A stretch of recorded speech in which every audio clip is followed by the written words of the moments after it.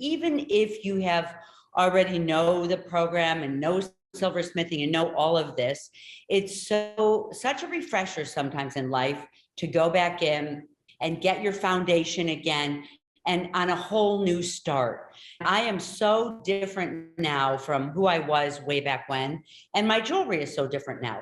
And you know, it's like, I think you guys know that I have a fashion background. I work in silversmithing. I like showing a lot of different ideas. I like you guys to really feel what feels good to you, feel what's going to work for you. You know, you always want to go with the flow of what you love. Some of my standbys that you're going to see in here, you know, and I've been finding ways to bring bronze into my work. This is the perfect piece. It actually is a perfect piece to talk about Bezels Expanded today. This piece definitely is Bezels Expanded, you know, because I'm thinking about, oh, I've got this. My pieces look a lot different than what it's a little bit. This one is definitely Bezels Expanded. This one actually has to do, I'll just go over some techniques.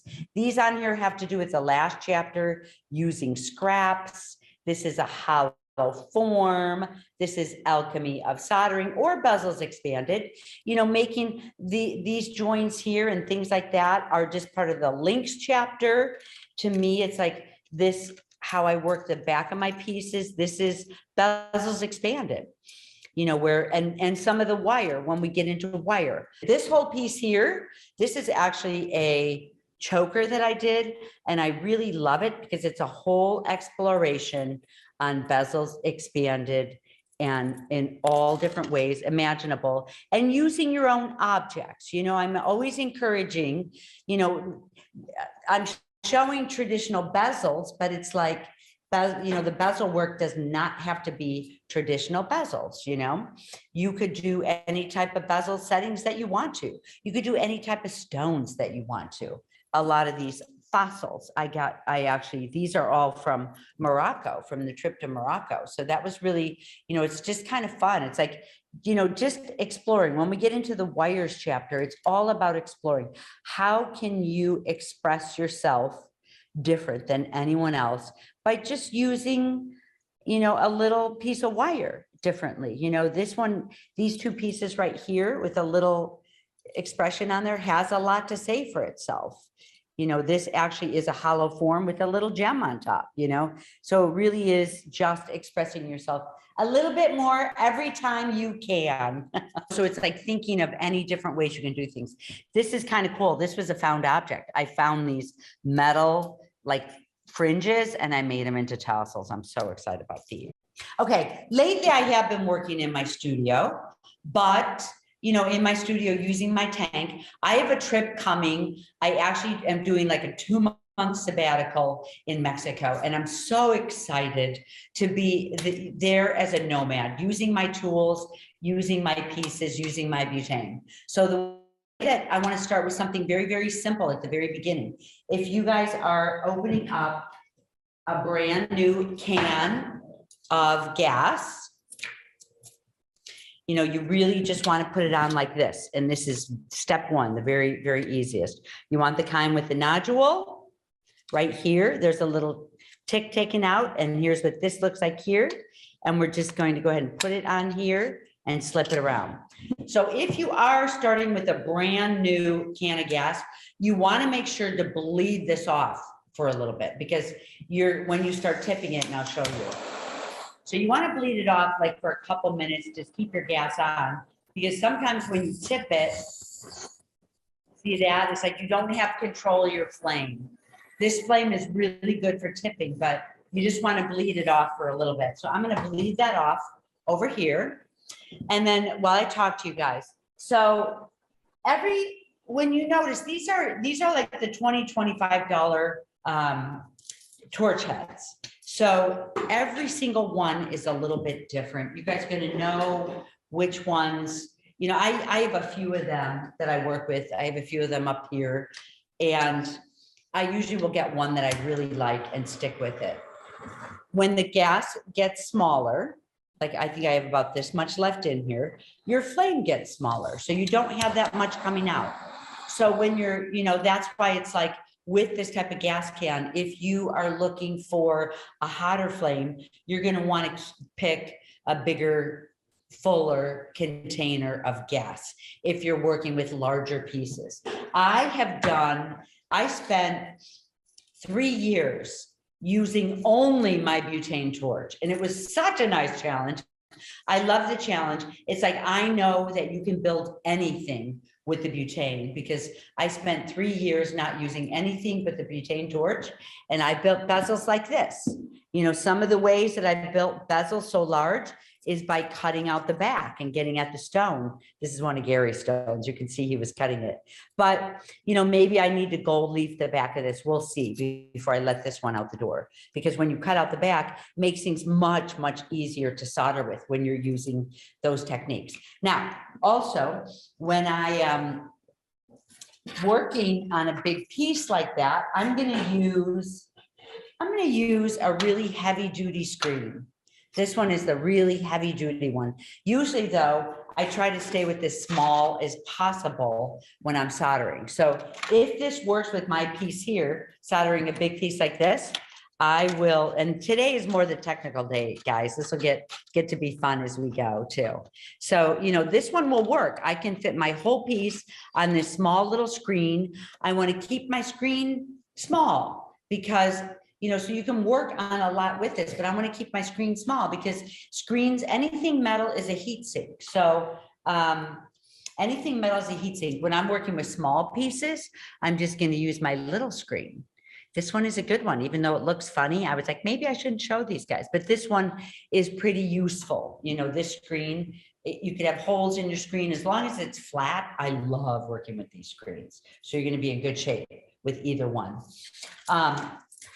I started using, so with this, so when I'm soldering and doing a piece, I started using this pick lately. This is from Pepe Tools. It's flat.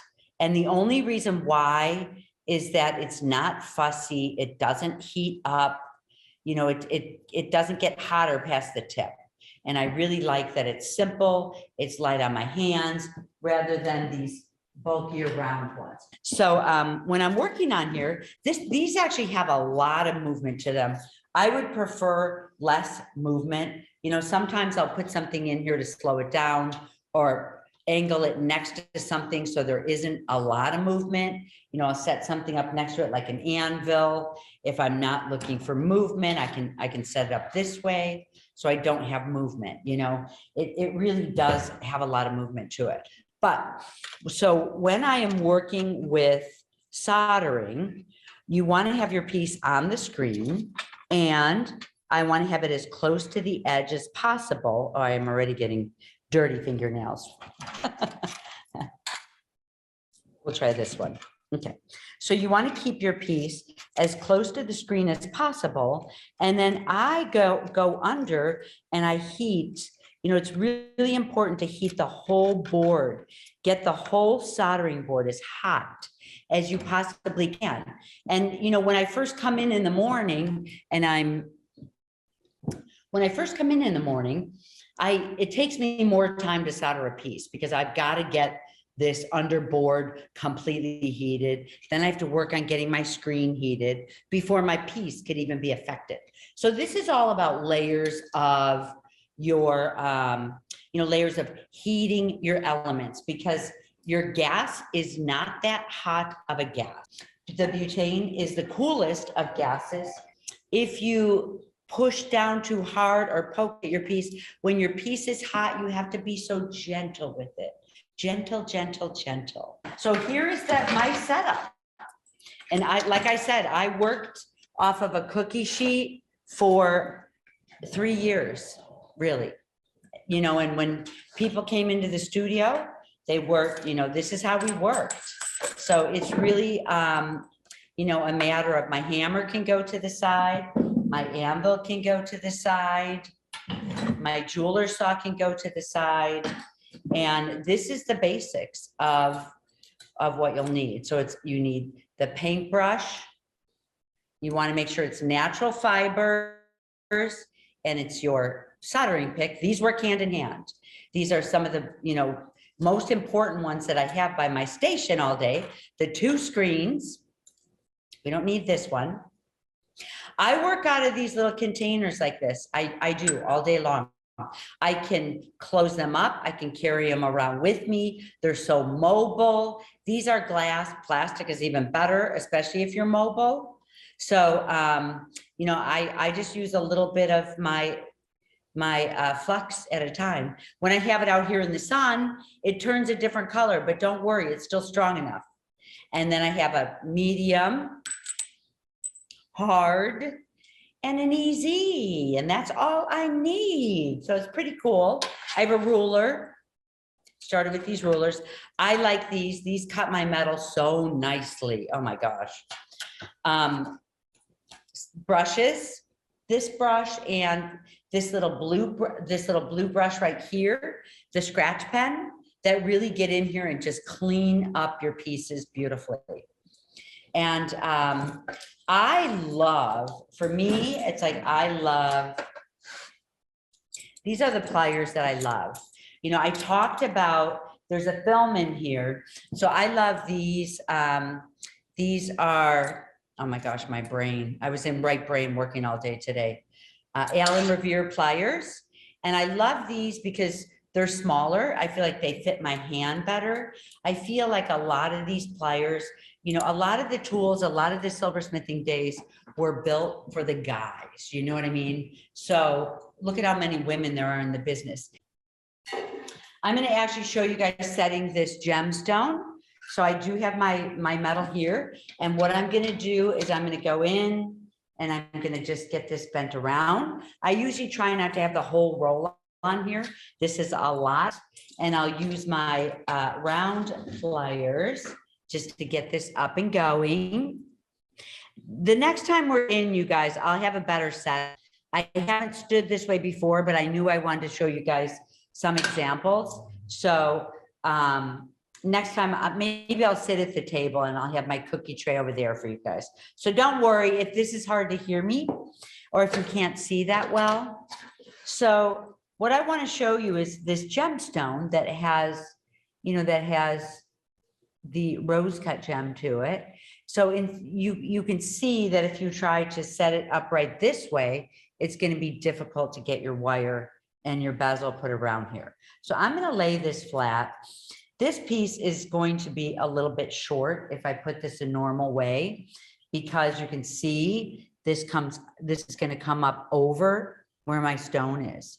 So if it's sitting this way, it's going to come on and over. So what I'm going to want to do is cut out the back, because if I cut out the back of mine, it'll allow space and my piece will come through just like this piece right here. Like these pieces here, if the rose cut is there, I can just cut the back out and then I don't have to worry about being so flush. So I'm in good shape. So, you guys can decide, or you build your bezel up like what's in Bezels Expanded. You put some sheet metal in and attach it together. And that's one of the techniques that you guys will see inside here. Okay. Okay. So with the rose cut gem, you guys have seen this technique in there, and I'm afraid I have to cover it for a second. And I'm going to go ahead and get this marked.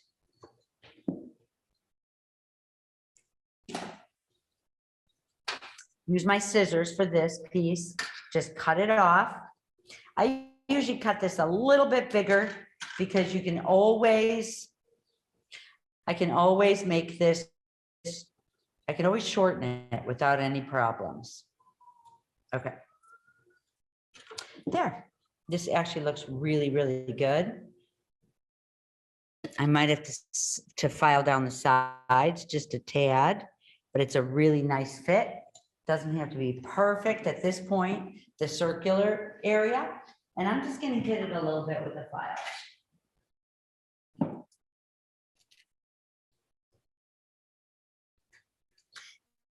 Make sure my serration is off of here.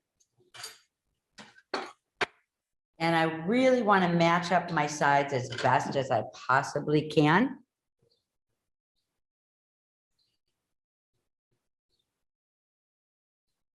And match my piece as best as I can. Okay. All right. So a piece like this, I'm not even going to work on my,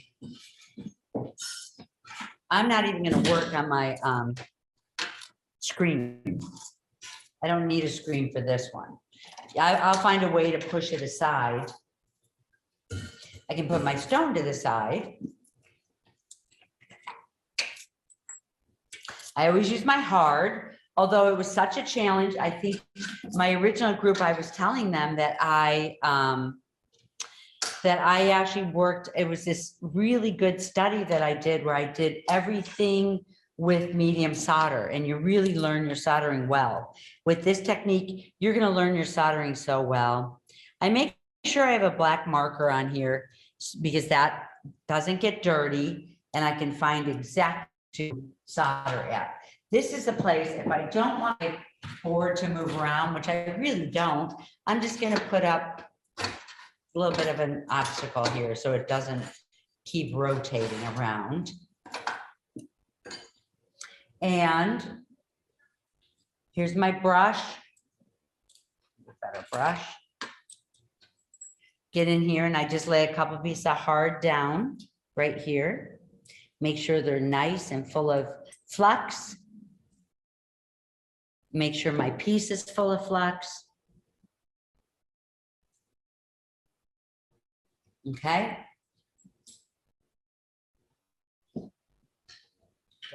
I've got my little one. So I don't have to heat up the screen for this one, but for the next one I will.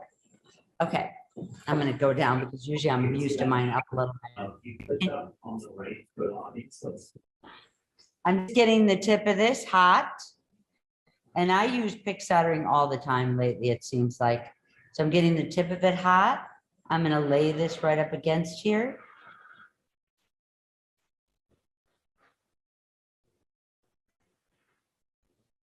Get a little bit more.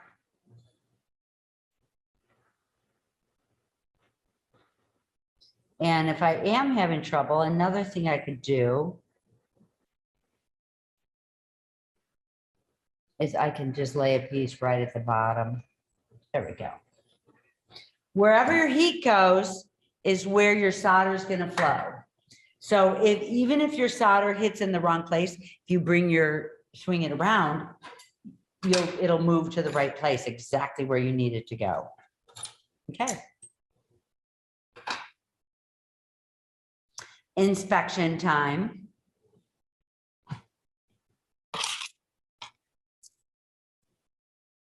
Oh, there we go. So then what I do is I've got my sandpaper here. I love just these long sheets of sandpaper. I'm going to sand the bottom down before I shape it. Get it nice and flat before you even shape it.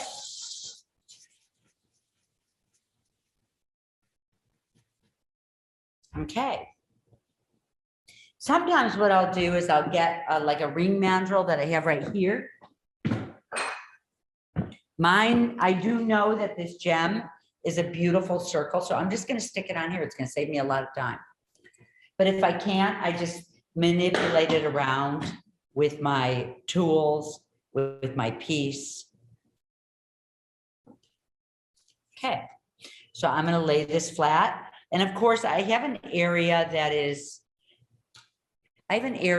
not hot. Can you guys see this okay? Okay. This technique is definitely a game changer for me. Oh, good, Joni. Yeah, okay. Were those tweezers cross-locking ones? These are actually locking tweezers. They're not cross-locking, they're just locking. And I like those, but I don't think it makes a difference. How am I not melting the gallery wire almost completely down? Good question, Elizabeth. So what I do, so with that, what you saw me do is, did you see where my flame was? I'm going to show you again. Take out my gem. This piece is already soldered, but my flame is hitting here. my flame's hitting here. Can you guys see? So I'm hitting here. I'm not, never point your flame piece, at least for the beginning. You know what I mean? So where I'm hitting, here's my piece. So I'm really hitting my flame right here. Look at how far away my flame is from the piece. And I've got my pick here. Sometimes I'll just lay a piece on there, but yeah. So you don't want it, you want to stay low. And if your piece is turning red, pull your flame. Don't be afraid to pull it, because you don't want to melt the tops. The tips are the thinnest. These are so thin, this gallery wire. So really, you're hitting the tips. Now, when I go into, and just practice that, but just stay really low. Oops, I forgot I have this heated. When I dunk it in here, if I can get it when it's hot, usually will clean up. Even if the sides are dirty like this, I just clean the bottom. You guys saw me clean the bottom. There has to be a white rim on the bottom, and then it's clean and ready to go. Another way I can do, if I have to shape my piece, I can just get in here with my pliers and just kind of make sure it's shaped exactly the way you want it. Now, when I am working with sterling silver, here's a big piece that I cut out. So I want to get rid of as much of this silver as I can. So when I'm setting a piece, and especially if I'm doing bezels expanded, I want to make sure that there's enough room so I can put whatever I want to. So I'm going to leave this much room. Heating the board. Yes, you're heating the board. Yeah, bouncing the heat off the board. But I'm bouncing the heat off the board. And when I go to solder this piece, I'm just heating under the board and I'm heating my screen. And that really is my whole objective. So you never want to go directly onto your board. Okay, so see how nice and smooth this is? There's no air. You can't see any air in there. So this one is ready to go. This one's ready to go. So I'm going to stick this right on the end. Voila. And I actually have a spritzer. This one is a lot of, get the spritzer on here. Okay. And I'm going to get my medium solder going on this corner. I have a big board that I've been using lately. Here's a good tip. I actually have been using this really big board right here. And what I do is I label my corners medium. I put a big M there, easy and a hard, and that's where I put all my solder. It's really kind of fun using that big one. I just use a little piece of it though. Okay. So remember, you guys, I want to get this close to the end. I'm kind of looking, when I'm looking at my screen, where do I want to do this? I'm looking for a little place where it's easy for me to get in and lift this up, like right here. See how that is easy? I'm going to get in and lift this up. I'm going to do both of them. So this one, I forgot. I'm just going to go in with some medium, lay it inside here. Usually I dry it off first, but I'm just going to lay this right inside. To get this off of your brush sometimes. How much do I put on? People ask me. I'll try to show you. Let me heat it up and then I'll show you. You want to get your solder all around the edges. Here, I'll show you right like this. See that? I think you guys can see. That's how much solder I use. Okay. Now you guys, I'm gonna go under almost the whole time. I want probably 80%. I can do this whole thing by annealing it. I'm gonna do 90% of the heat's gonna go on this sheet metal. And only 10% is gonna go on my bezel wire. So that's how you don't melt your bezel wire. You don't put any heat on it. It needs the tiniest bit of heat. And then you're adjusting, this one doesn't need that much heat. It needs medium. It doesn't need little, but it needs medium. And I'm gonna lift this up. First of all, you don't worry about getting it too hot under here. Let me dry up my piece. You can always turn it all the way up because this piece I'm not doing that much to. I'm not. Okay. I'm not, I don't have a lot of little tiny bits. So see how I'm heating it? It's not going to take me that long. My board is kind of cold, kind of not. And then I'm going to go under here. See that? Right under, I'm getting it as hot. The board, if I stay on the end, it's really easy to get it hot. Now, when I drop it, I think I can just circle it. And if you still can't, you know, if it's still not doing anything, go, there we go. See that? It's flowing now.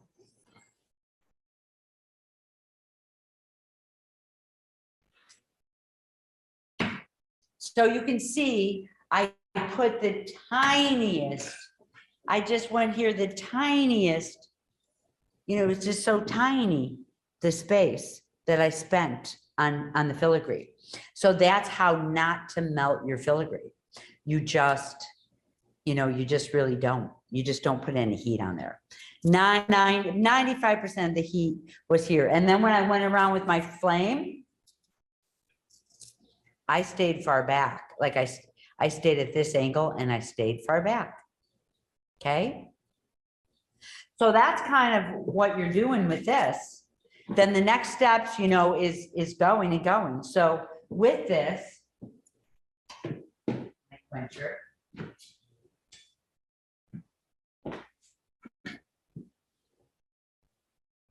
you know, this is one of the fun things that is in the chapter or right after is with this bezel wire. So with this, I'll show you how to bend these very, very gently. Very gently. You just very gently get these into shape with your pliers into a circle shape. You want to kind of try to do it evenly. I certainly have had pieces where a lot of them are curved. You know, you want to make sure that they're curved equally. And I just hold it and curve it until, and you can see I have a little bit more to go, you know. I've got a lot more to go to curve it. So I'm just going to keep going very gently. You never want to take metal from one state to another very quickly.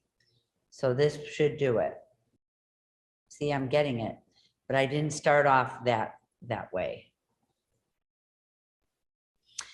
You can get this completely in a circle. Look at that.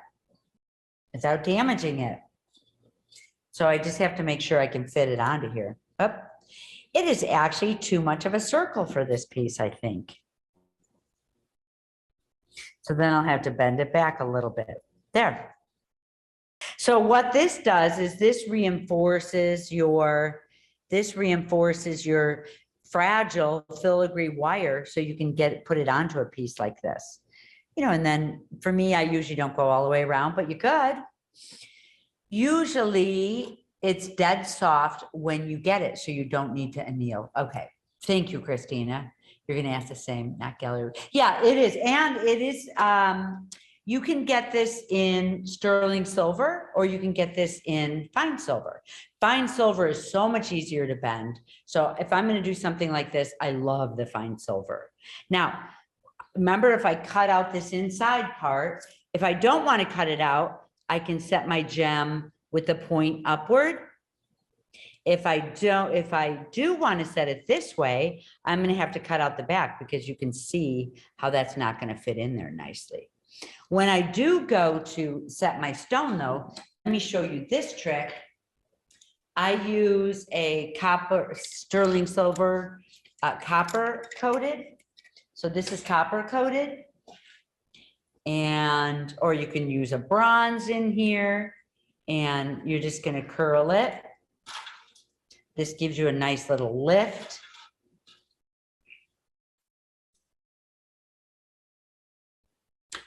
This doesn't have to be perfect. Oop. Darn. I'm kind of dangling off the edge of my table. See, so this doesn't have to be perfect, but this is going to help me set it. So now I'm going to need my I do love these orange ones because I really can get in here and snip it. Snip it good. Okay. The important thing is when you're setting these is you don't want this is really important. It's all these little tiny things. You don't want it to be sloppy like that. You have to have it meet perfectly and beautifully. And if you have to hit it with a hammer a little bit, hit it with a hammer, because it's important to have, have it flat. Otherwise your stone is going to fit really strange. Okay. Doesn't have to fit perfect because it helps support and lift and give you balance. See, so this would be a straight stone if I had my bezel wire set right. This would support it, but I still need this in here. I'm going to cut out the bottom. I'm going to cut out the back of this. I'm going to cut out the back of this, and then I'll be able to put this stone in here. So I think it'll work well.